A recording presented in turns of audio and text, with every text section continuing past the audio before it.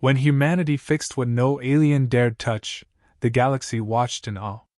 The crumbling structure of Zethro's core station floated precariously in the void of space, its ancient hull pockmarked by centuries of decay and neglect. A faint blue energy field, flickering and unstable, was the only thing keeping the derelict station from falling apart entirely.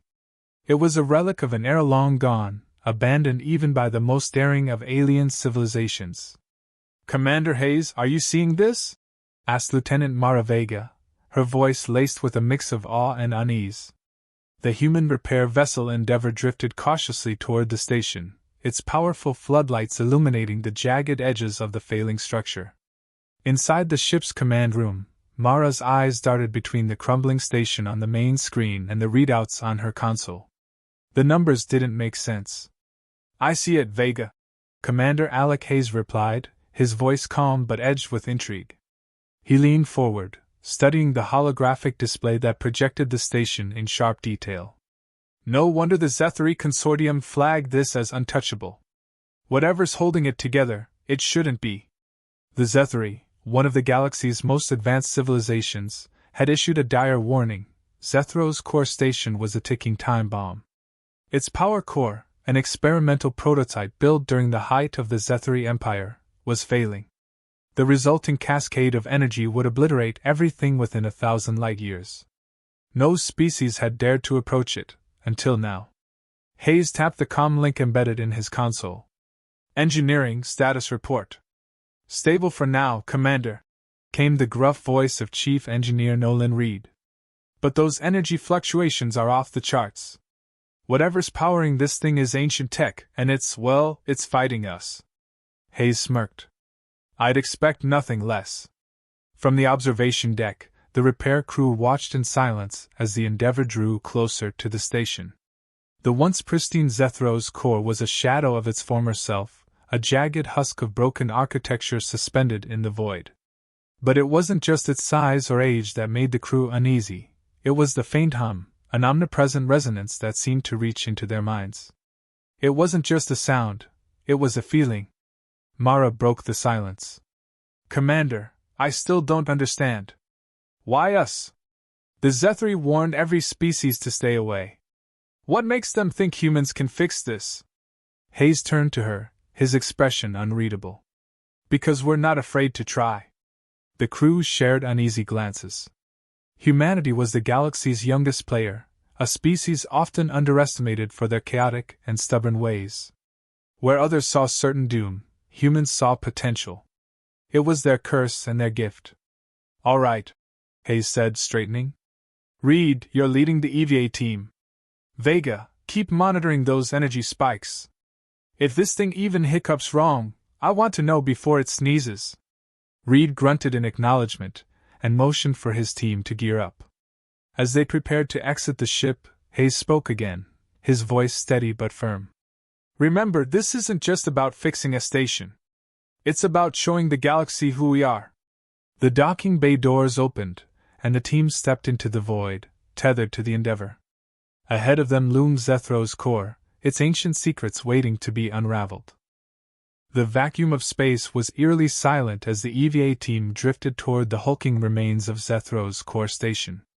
Their suits' thrusters emitted faint bursts of gas, propelling them across the yawning chasm between the Endeavour and the station. Chief Engineer Nolan Reed led the group, his sharp eyes scanning the station's jagged surface for a safe entry point. "Radiation levels are spiking." Mara Vega's voice crackled through the comms. From her position aboard the Endeavour, she monitored the team's vitals and the station's erratic energy outputs. "You're nearing the unstable core zone.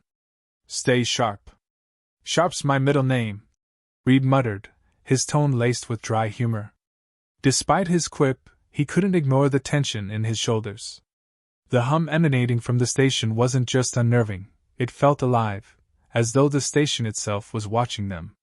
"Found an access hatch," Reed reported, gripping a corroded panel near the station's midsection. The metal beneath his gloves was cold and brittle, flaking away at the slightest touch. "Looks like it hasn't been opened in centuries. No obvious traps, but I'm not making promises. Proceed carefully." Hayes's voice came through. You're our only chance at this. Reed worked quickly, attaching a magnetic stabilizer to the hatch and firing up a plasma cutter. Sparks illuminated the hollow dark as the cutter sliced through the ancient metal. The station groaned in protest, its aged structure resisting their intrusion, but the hatch finally gave way with a low hiss. "All right, team," Reed said, motioning to the others. "Stay close. If you see anything glowing, pulsing, or vaguely alive, don't touch it." The interior of Zethro's core was a graveyard of alien engineering. Twisting conduits lined the walls, some sparking faintly, others glowing with an otherworldly blue light. The air, if it could even be called that, was dense with particles that danced in the beams of their helmet lights.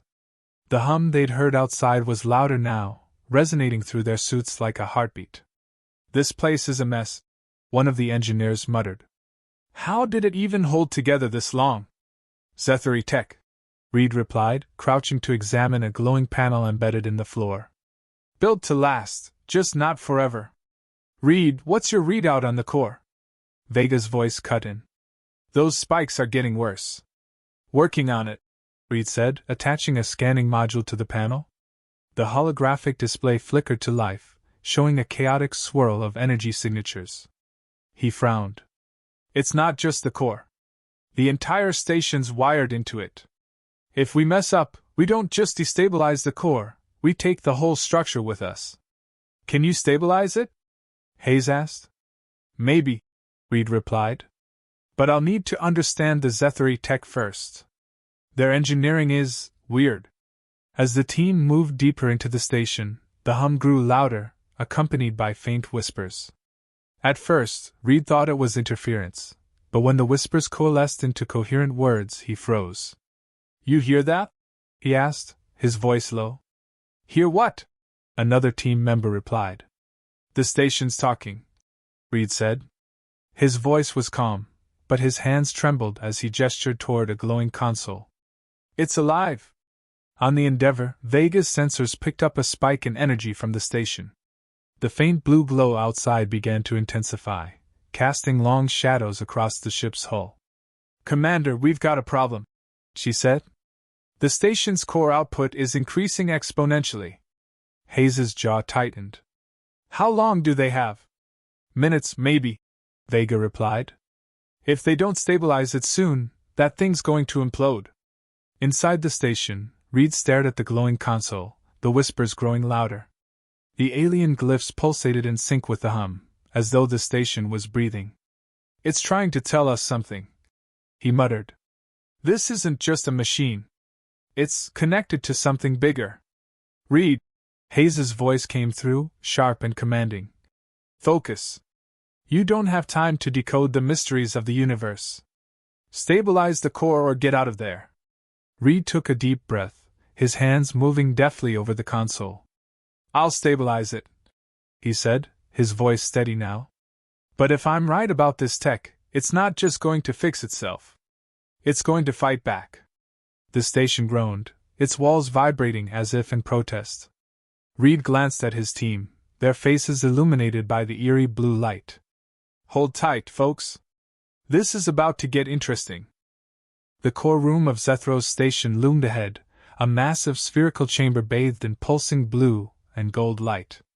The hum, now a thunderous vibration, reverberated through the team's suits, making it difficult to think, let alone move. Chief Engineer Nolan Reed led the way, his jaw set in grim determination as he scanned the alien glyphs lining the chamber walls. "This is it," he said, motioning for the team to spread out. "The core's at the center. Keep your distance until I figure out how to stabilize it." The core itself floated above a circular platform, a swirling orb of chaotic energy surrounded by a lattice of alien conduits. Tendrils of light extended outward, crackling against the walls like an unstable web. Reed had seen power sources before, nuclear, antimatter, even quantum, but this was something else entirely. "It's beautiful," one of the engineers murmured, unable to look away. "It's a death trap," Reed replied, snapping them back to focus. "Let's keep it professional." Suddenly, a surge of energy rippled through the chamber. The glyphs on the walls flared bright, and the tendrils of light lashed out unpredictably. The team ducked as one of the arcs struck a nearby console, shattering it into molten fragments. "Vega, what's happening out there?" Reed called through the comms. On the Endeavour, Lieutenant Mara Vega frantically scanned the station's readings. "The core's output just tripled. Whatever you're doing, it's destabilizing faster than expected." Reed cursed under his breath. "We're not even touching it yet." Another ripple of energy shook the room, and one of the engineers shouted, "Reed, look!" The core orb began to shift, its chaotic movements forming patterns, almost like it was reacting to their presence. The glyphs on the walls pulsed in response, synchronizing with the orb's energy bursts. Reed stared, realization dawning on him. "It's not just a power source. It's aware." "That doesn't sound good," Vega said, her voice tense over the comms. "Can you stabilize it?" "I don't think it wants to be stabilized," Reed replied, his voice grim. "But I'm not giving it a choice." He motioned for the team to cover him as he approached the central console. The glyphs on its surface shifted rapidly, as though trying to confuse him. Reed activated his translation module, the holographic display flickering as it attempted to make sense of the alien script. "What do you see?" asked Hayes from the Endeavour. "It's a failsafe," Reed replied. "The Zethri built the core to sustain the station, but it's self-aware enough to prevent tampering. If we can't bypass its failsafe, it'll destroy itself, and us." "Then bypass it," Hayes ordered. "Whatever it takes." Reed's fingers moved swiftly over the console, his mind racing. The core's energy flared again, sending another shockwave through the chamber. One of the engineers was thrown against the wall, their suits' systems sparking. "I've got it!" Reed shouted as the glyphs on the console froze in place. He pressed a sequence of commands, and for a moment, the hum began to subside.